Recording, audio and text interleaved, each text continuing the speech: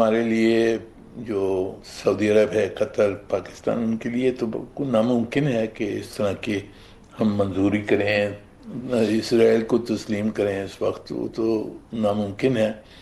آپ نے am sure Trump کا لیٹسٹ جو شگوفہ ہے وہ تو پڑھ لیا ہے، جو اس کا انہیں سیٹرڈے کی کال کی ڈیٹیلز بتا دی، وہاں کے لوگوں کے ریاکشنز خبروں میں آ گئے ہیں۔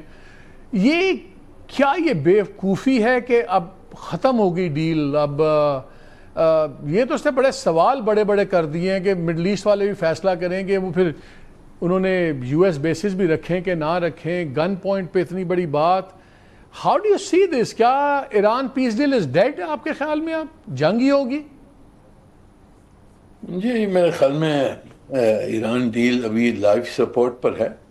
جیسے وہ معاہدہ کی جو کانٹورز ہیں وہ نظر آئی تو اسرائیلی لابی اور اسرائیل نیتنیاہو وہ اوور ڈرائیو میں چلے گئے اور حملے ٹرمپ صاحب کو بہت دھمکیاں وغیرہ پہنچی ہیں، تو انہوں نے پھر یہ شوشہ شروع کیا ہے کہ یہ ابراہم اکارڈز مان لیں، یہ شرط لگا دی ہے اس معاہدے پر۔ تو اب دیکھیے، امریکہ میں ایک کہوت ہے، یہاں انگریزی میں امریکن یہ کہتے ہیں بیٹ اینڈ سوئچ۔ اس کا مطلب ہے آپ کچھ چیز دکھائیں اور جب آپ اس کو کھانے جائیں تو وہ کچھ اور ہی چیز نکلے گی۔ تو یہ واقعہ بھی اسی طرح کا نظر آتا ہے مجھے، اور آپ نے صحیح کہا کہ اب ہمارے لیے جو سعودی عرب ہے، قطر، پاکستان، ان کے لیے تو بالکل ناممکن ہے کہ اس طرح کی ہم منظوری کریں، اسرائیل کو تسلیم کریں اس وقت، وہ تو ناممکن ہے۔ اور اگر یہ شرط صحیح ہے اور اس پہ گڑے رہتے ہیں ٹرمپ صاحب، تو پھر یہ معاہدہ جو بنا لیتے ہیں ہم، وہ سیبوٹاج ہو جائے گا۔ سر، افورڈ کرتا ہے کوئی؟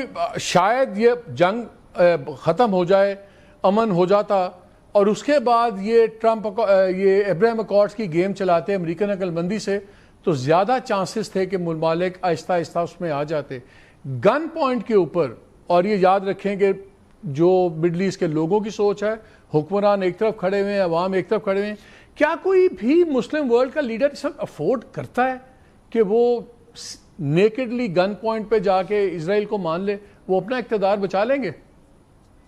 نہیں جی، میں خیال دیکھیے، اب جو اسپیسیفکلی جو ملک ہیں اس میں جس کے اوپر یہ ڈائریکٹڈ ہے، وہ ہے سعودی عرب، قطر اور پاکستان۔ باقی لوگوں نے تو تسلیم کر لیا ہے نا اسرائیل کو۔ یہ 3 ملک ہیں۔